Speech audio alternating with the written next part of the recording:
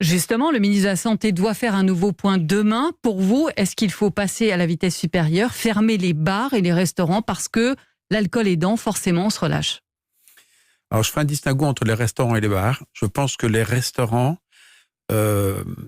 sont beaucoup moins à risque.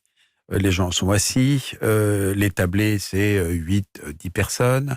On peut imaginer des gestes barrières relativement faciles à appliquer.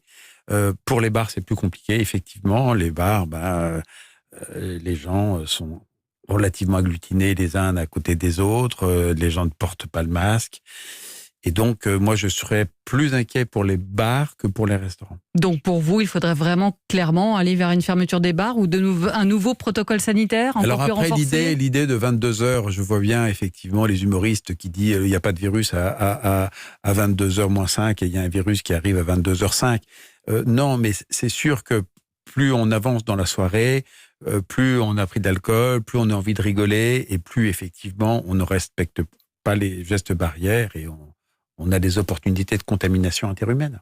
Par rapport au masque, professeur Guidet, comment faire plus ? Puisque, notamment à Paris, on doit le porter sur son lieu de travail, on doit le porter dans la rue, on doit le porter dans les transports en commun. Il va falloir s'habituer effectivement à porter ces masques. C'est pas dans notre culture. Quand on regarde la culture asiatique, c'est dans leur culture. Ça a contribué certainement à diminuer la diffusion du virus. À Hong Kong, par exemple, qui est une ville particulièrement dense, il y a eu très peu de cas de coronavirus. Donc, c'est la mesure barrière majeure et il faut apprendre à vivre avec. Et quand je vous donnais l'image de la marée montante, cette marée, on va la voir pendant 6 mois. Et donc, effectivement, pendant 6 mois, il va falloir s'habituer à vivre avec un masque sur le nez et sur la bouche.